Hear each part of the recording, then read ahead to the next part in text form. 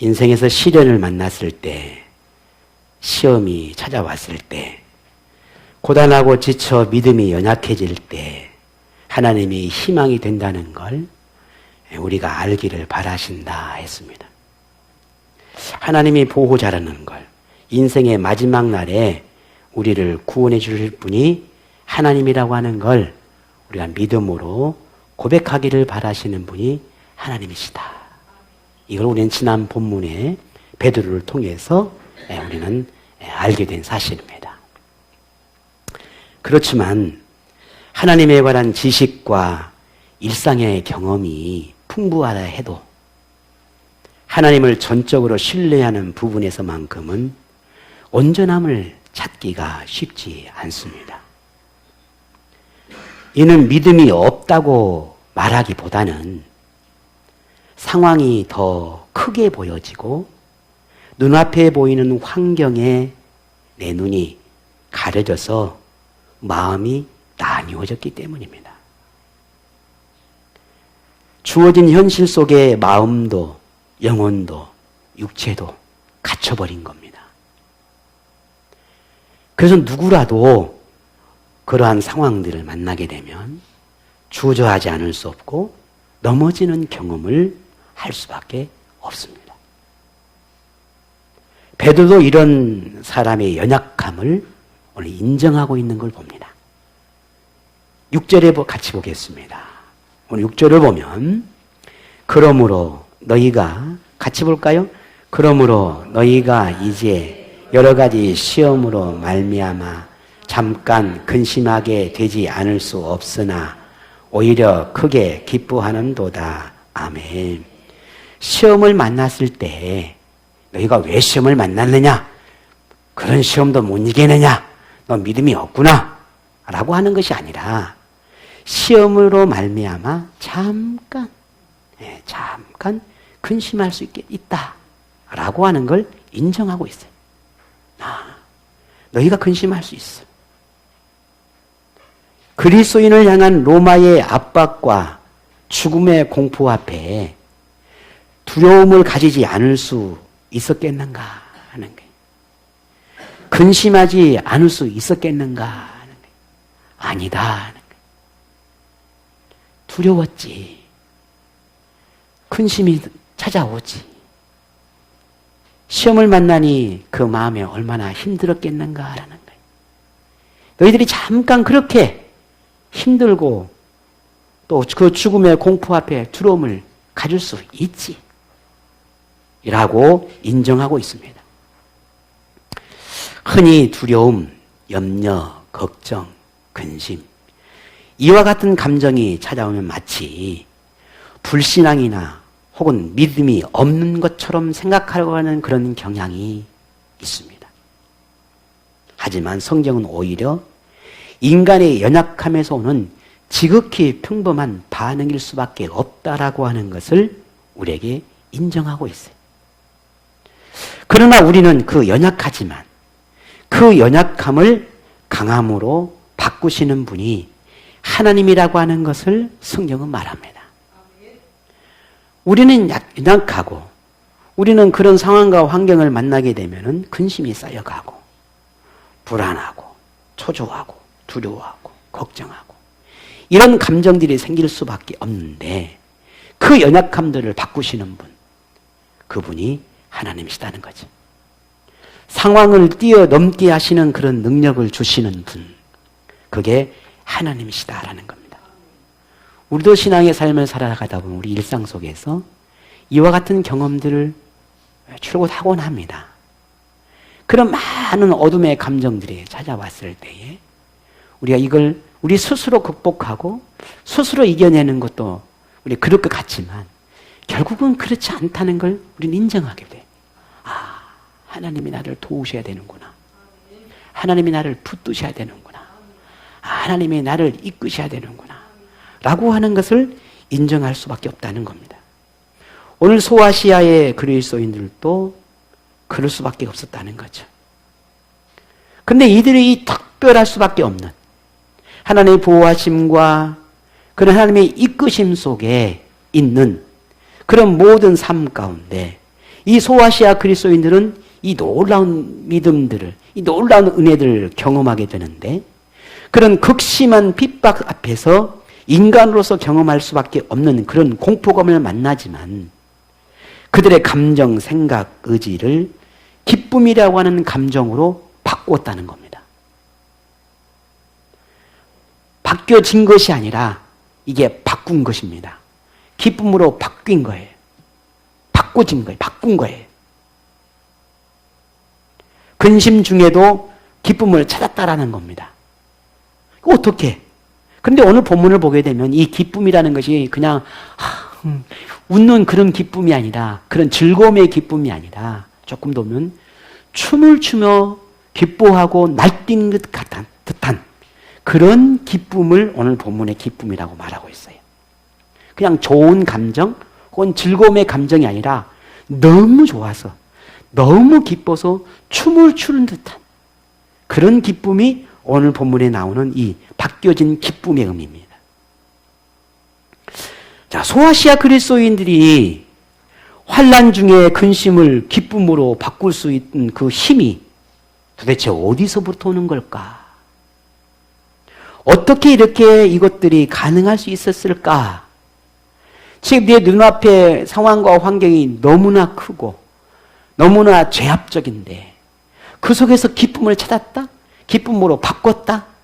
이게 어떻게 가능할 수 있었겠냐는 거예요. 어쩌면 저에게도 큰 깨달음이기도 하고 여러분에게도 이런 은혜가 또 필요하고 어쩌면 우리 모두가 이런 은혜가 날마다 매 순간 모든 순간이 필요하다는 것을 우리는 인정할 수밖에 없습니다.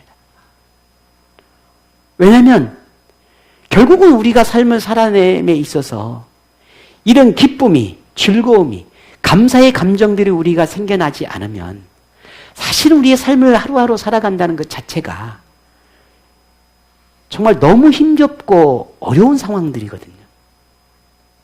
그런데 오늘 소아시아 사람들은 그런 환경과 상황 속에서 기쁨으로 바꿨다라는 거죠. 어떻게 가능할 수 있었을까? 오늘 본문을 보니까 베드로는 그것이 가능케 할 수 있게 한 그 이유가 믿음이었다라고 말합니다. 믿음에서 찾았습니다. 오늘 보면 7절을 함께 보죠. 같이 봅니다.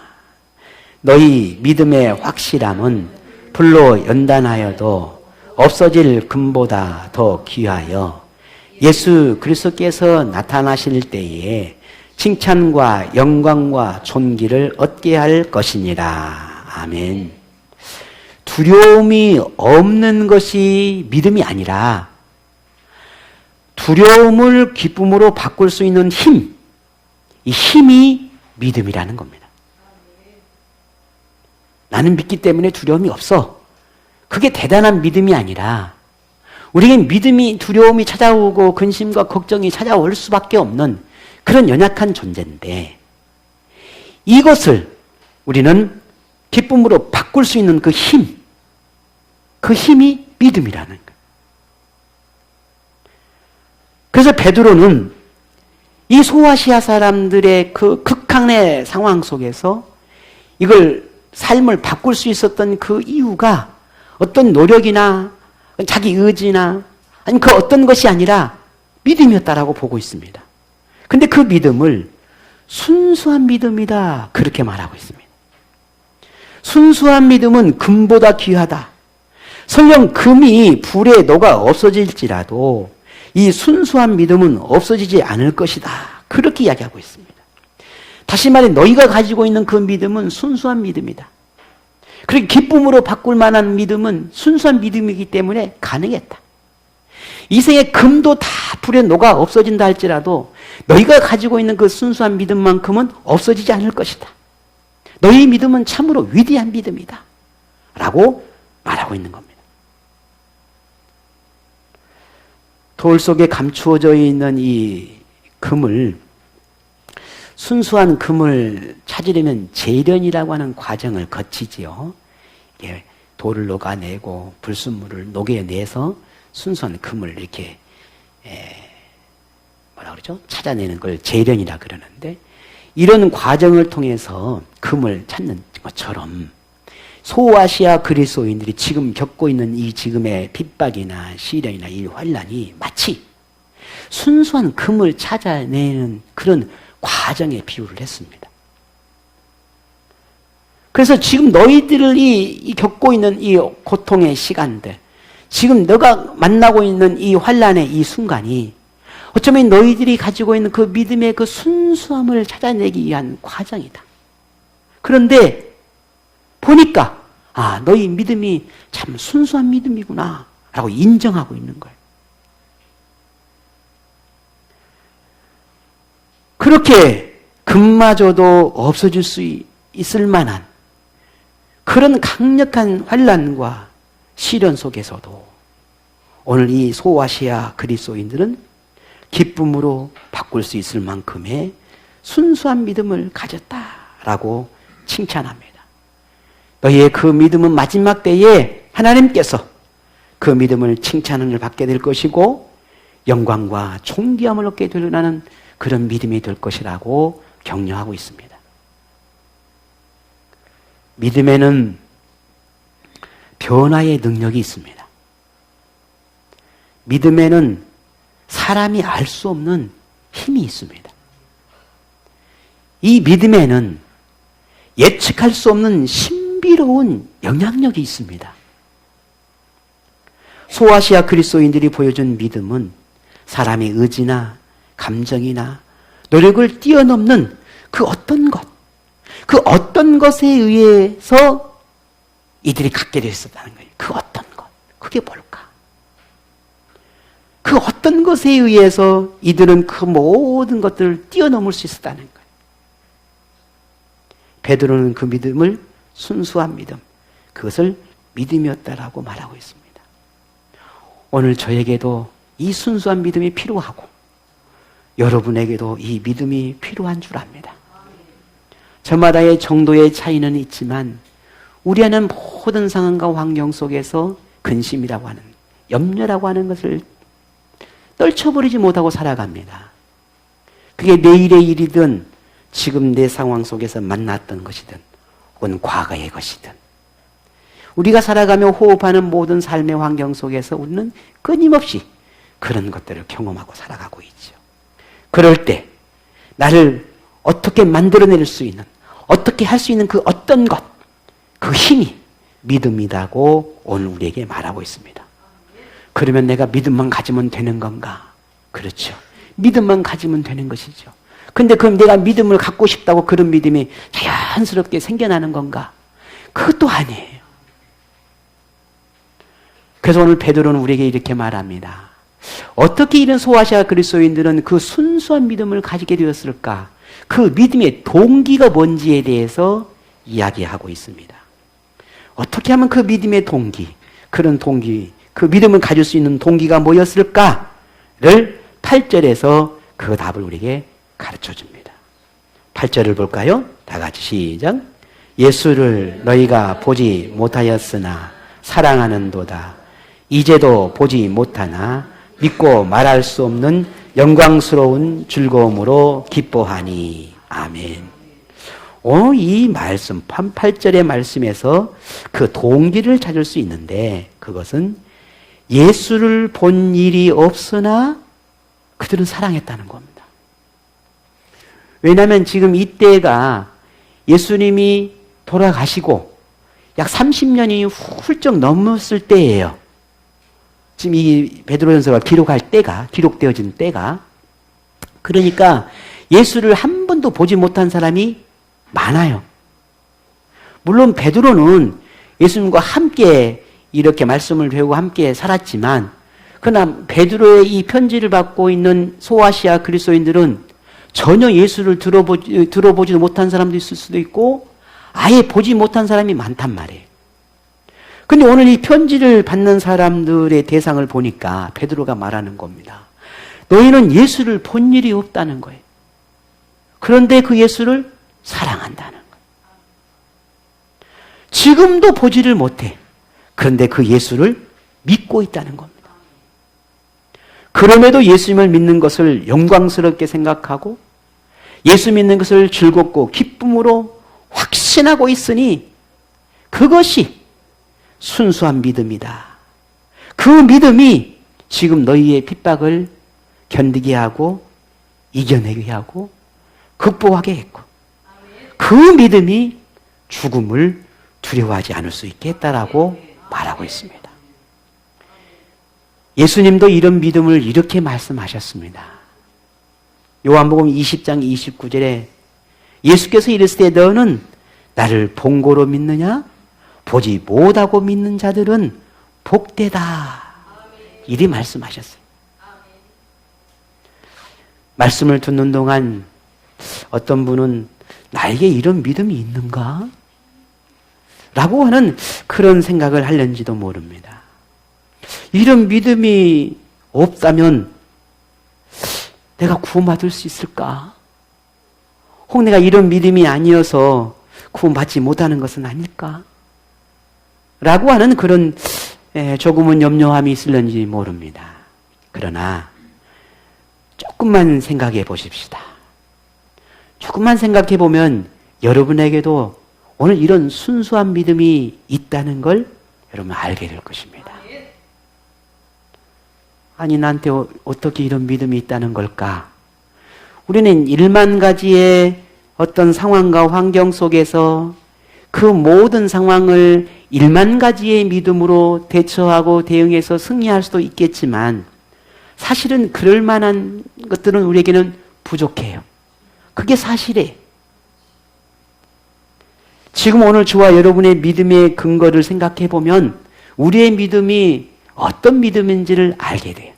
그게 무엇입니까? 오늘 저와 여러분은 예수를 믿는 것이 어떤 확실한 증거나 혹은 확증할 만한 그 어떤 것들을 보았거나 혹은 여러분이 직접 경험했기 때문에 여러분 예수를 믿지는 않을 것입니다. 물론 그것이 있을 수 있고 경험할 수도 있습니다. 그러나 그게 여러분의 지금의 믿음이 그게 전부는 아니라는 말이지요. 소아시아 그리스도인들처럼 여러분이나 저도 예수님을 본 적이 없어요. 여러분 예수님 만나셨습니까? 보셨습니까? 그런 적 없어요. 하지만 오늘 우리는 예수님을 믿습니다. 예수님을 사랑합니다. 본 적도 없고 만져본 적도 없고 가까이 가본 적도 없는데 그럼에도 오늘 우리는 예수를 믿습니다. 오늘 저와 여러분 예수의 어떤 분명하고 확실한 증거에 앞서기 전에 우리는 예수를 믿는다고 고백하는 이 믿음, 예수님 때문에 신앙의 삶을 살아내고 때로는 예수님 때문에 위로를 얻고 때로는 예수님 때문에 기뻐하기도 하고 때로는 예수님 때문에 즐거워하기도 하고 때로는 고단한 삶을 살아갈 때 예수님 때문에 인해서 행복을 찾기도 합니다. 그 이유가 무엇입니까? 믿음 때문인 겁니다. 그렇게 생각해 보면 오늘 저와 여러분의 이 믿음은 오늘 소아시아 사람이 가지고 있는 그 믿음과 다르지 않다라는 거죠. 예수님을 찬양하고 경외해야 함을 우리는 인정하고 확신합니다. 그래서 여러분은 오늘 우리는 여기 있습니다. 그러니 예수님 말씀처럼 보지 않고도 예수님을 사랑하고 여전히 보지 못하지만 오늘 저와 여러분 예수님을 믿는다 고백하고 있으니 오늘 여러분의 믿음은 복 있는 믿음입니다. 그 여러분의 옆에 분에게 이렇게 말씀하셔도 돼요. 지사님의 믿음은 복이 있습니다. 이렇게 얼른 말씀해 주세요. 얼른 복이 있는 거예요. 왜? 바보지. 여러분 믿지도 않고 있다고 믿었으니 바보 아니에요? 그죠? 영 바보든지 아니면 순수하든지 둘 중 하나 아니겠어요? 그럼 여러분 바보가 되려합니까? 순수하려합니까? 이왕이면 그래야 되지 않겠어요? 근데 제 말이 아니라 오늘 소아시아 그리스도인을 향해서 베드로가 그렇게 말했단 말이에요. 너희의 믿음은 순수한 믿음이다. 바보 믿음이 아니라 보지 않고 믿었으니 너희 믿음은 순수하다라는 거예요. 그러니 이렇게 칭찬해 주세요. 옆에 분에게. 집사님의 믿음은 순수합니다. 이렇게. 빨리 옆에 분에게 순수합니다. 믿어 주셔야 돼요. 자, 그렇게도 말을, 그렇죠. 그렇게도 말을 했는데도 여러분 마음속에 아닌 것 같은데, 그래도 내 믿음은 아닌 것 같은데, 여러분 또 그렇게 말씀을 드려도 아니야, 나 믿음이 없는데 라고 생각하려는지 모릅니다. 그러면 자, 예수님을 보지 않았음에도 믿음을 가졌다면 그 믿음의 근거가 뭘까? 내가 예수를 보지 않았음에도 불구하고 내가 믿는다고 말하고 또 믿지 않는 것 같기도 하고 믿는 것 같기도 하고, 분명 예수가 있다는 걸 내가 알기는 아는데 확실히 믿는 것 같기도 하고 또 의심이 있는 것 같기도 하고. 요즘 현대인들 많은 분들 그런 고민에 빠집니다. 어느 날 내 마음에 자신감이 찾아오면 맞아, 내가 예수 믿는 거 맞아, 확실한 것 같아. 그러다가도 뭔가 마음에 요동이 치면 아닌가 봐, 이렇게 되지요. 오늘 저와 여러분의 이런 순수한 믿음의 근거를 분명한 것은 이제 보지 않았으니 근거는 하나예요. 뭐겠어요? 성경입니다. 우리 모든 믿음의 근거는 성경이에요. 기록된 성경. 이 성경을 통해서 우리의 모든 믿음의 근거를 찾게 됩니다. 믿음으로 보니 보이지 않는 것들이 보이고 느껴지고 깨달아지고 확신을 가지게 되었습니다. 그런 이유라면 여러분의 믿음은 순수한 믿음이라고 말할 수 있을 겁니다. 그런 믿음이라면 구원을 보증받을 만한 믿음이라고 말할 수 있습니다. 하나님이 원하시는 믿음, 성경의 역사에서, 성경의 모든 기록 속에서 하나님이 가장 기뻐했던 그런 믿음의 모습이 바로 이 모습이거든요. 보지 않고 믿는 믿음. 굳이 내가 확증을 하지 않아도 하나님이 그리 하신다라고 말씀하신 그 말씀만을 가지고도 믿는 믿음. 그 믿음이 하나님이 기뻐하는 믿음이었고 그 믿음이 구원에 이를 만한 믿음이었습니다. 그러니 여러분이 가지고 있는 그 믿음 때문에 고민하지 마세요. 내 믿음이 어느 정도일까 고민하지 마세요. 내 믿음 가지고 구원을 얻을 수 있을까 고민하지 마세요. 만약에 여러분이 두 가지만 확신하시면 됩니다. 하나는 성경에 있는 모든 말씀이 진리라는 걸 믿는 겁니다. 내가 보지 않고 하나님을, 예수님을 내가 만나지 않았지만 그 예수님이 나의 구주임을 믿는다 라고 하는 걸 여러분이 이 두 가지 확신을 갖는다면 여러분의 믿음은 참 믿음인 것입니다. 자, 우리 옆에 분 다시 한번 확인합시다. 진짜 믿음을 가진 분인지 여전히 의심과 불신으로 가득하고 계신 건지 한번. 네. 그래서 베드로가 이렇게 말하는 겁니다.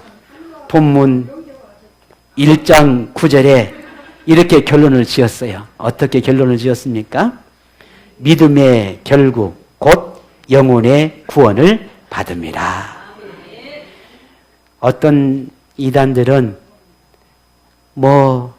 내 믿음에 대해서 자꾸만 의심의 씨앗을 넣고 갖가지 조건과 이유를 달아 내 믿음을 흔들고 구원을 이룰 수 있니 없니라고 하는 수많은 조건과 이유를 따지지만, 그러나 오늘 베드로가 우리를 통해서 가르치는 말씀은 딱 두 가지입니다. 네가 예수가 구주임을 믿느냐? 보지 않았지만 네가 믿고 있고 사랑하고 있느냐? 이 두 가지를 우리에게 확인시켜 줍니다. 그렇다면 너의 믿음은 순수한 믿음이다. 그리고 너의 그 믿음은 구원을 얻는다 라고 결론을 내려주었습니다. 소아시아 그리스도인들과 같이 오늘 저와 여러분이 현재 내게 있는 이 믿음으로 구원을 얻을 수 있을까라고 하는 그런 의문은 이제는 다시는 여러분 마음에 의문을 갖지 마시고 하나님의 구원의 약속이 있다라고 하는 것을 믿고 기쁨으로 신앙의 삶을 살아내시기를 바랍니다. 어떤 사람은 믿음이 그리 쉬운 건가 그렇게 생각할 수 있을는지도 모릅니다. 믿습니다. 그러면 끝난 건가? 그러면 다 모든 게 돼? 이제 끝이야? 그렇게 쉬운 거였어? 구원받는 게 그렇게 쉬워? 라고 생각하고 또 믿음에 대해서 이런저런 갖가지의 생각을 하려는지도 모릅니다. 사실 우리가 교회를 다니고 신앙생활을 하다 보면 믿기만 하면 구원을 받습니다. 믿으십니까? 믿으십시오. 이 말을 참으로 수없이 많이 듣습니다. 그런데 그 들을 때마다 믿음도 생겨나지만 그렇지 않을 때가 굉장히 많거든요. 그것은 내 믿음이 진짠가라고 하는 것이 아직 확신이 들지 않기 때문에 그래요. 그런데 오늘 여러분에게 분명한 믿음의 정의를 오늘 베드로를 통해서 알게 되었습니다. 오늘 여러분이 믿기만 하면 됩니다. 다른 건 필요 없습니다. 그냥 믿기만 하면 됩니다. 하지만 여전히 믿음과 삶에 오는 갈등이 있고 서로 다른 오늘 우리의 삶의 모습에서 확신을 가지지 못하는 경우들이 많은 게 사실입니다. 본문에서 베드로도 예수님을 보지 않아도 믿고 신앙의 삶을 사는 그리스도인에게 구원을 받는다고 말하지만 그런데도 우리 안에 여전히 미심직한 그런 의문이 남아 있을 수 있습니다. 이제 마지막 결론을 내리며 그 마지막 남아있는 의문마저도 여러분이 해결을 받았으면 좋겠습니다.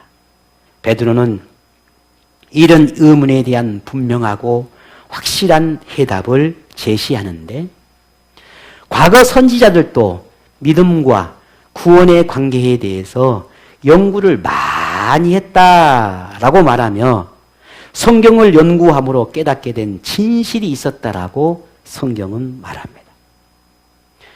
성경이 예수 그리스도에 대해서 예언했고 하나님은 그 뜻을 이루셨는데 그리고 그 예수 그리스도를 통해 이루실 구원을 보고 들은 수많은 증언자들에 의해서 그 예수의 복음이 전해졌고 비록 예수 그리스도를 직접 보지 않았을지라도 예수님을 본 그 증언자들에 의해서 전해졌고 또 그들을 통해서 전해진 그 말씀을 듣는 것만으로 믿었으니 그 믿을 때 그 믿은 것만으로 구원을 받게 된다라고 하는 것이 모든 예언자들과 성경을 연구한 자들의 내린 결론이었다라고 하는 것이 오늘 본문의 말미의 말씀입니다.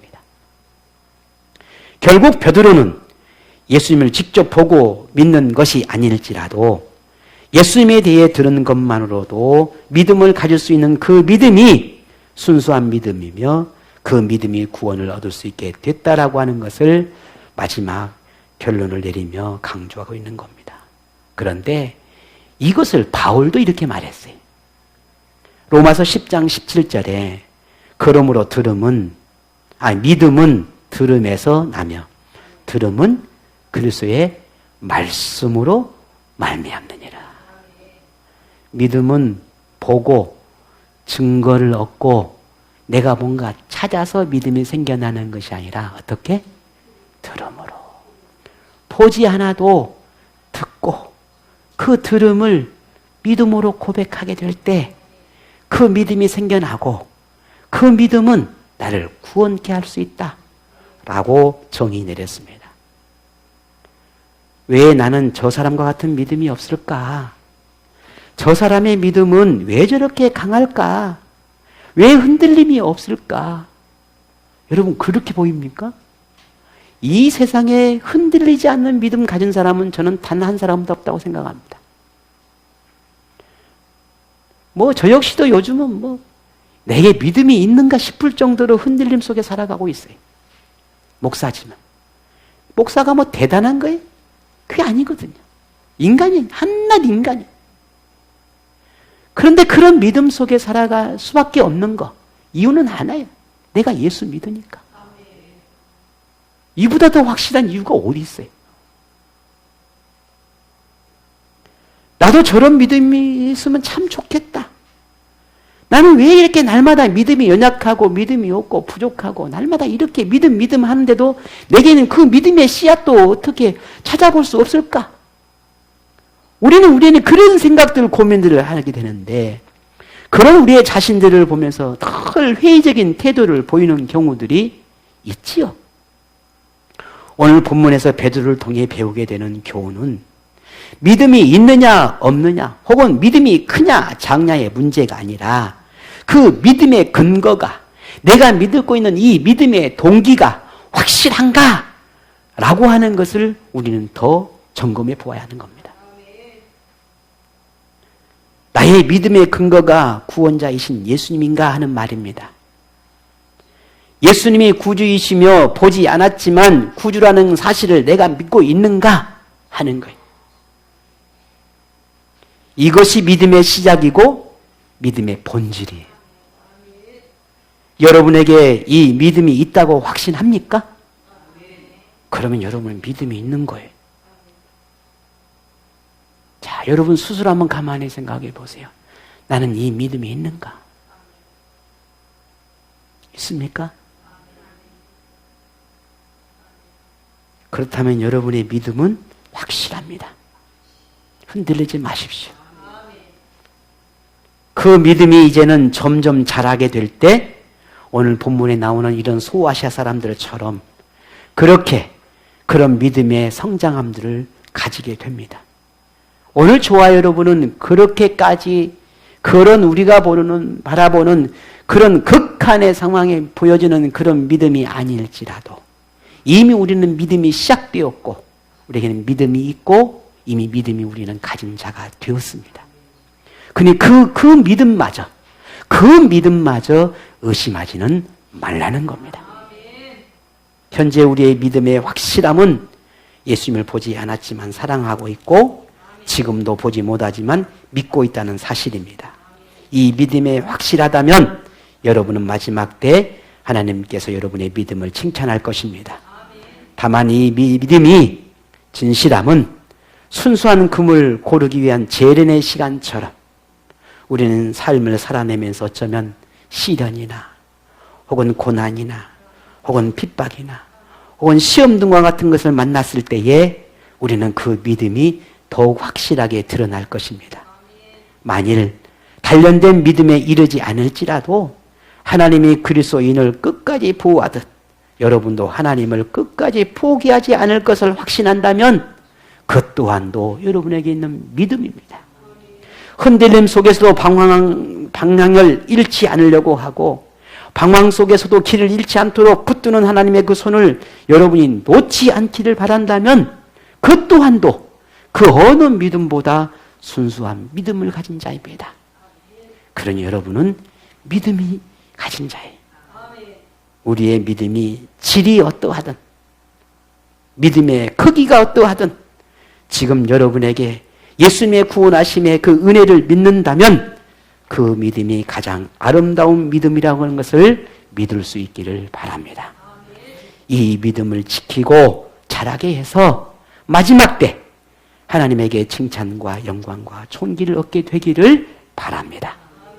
믿음 안에서 즐거움을 찾고 그 믿음 안에서 기쁨을 얻게 되기를 바랍니다.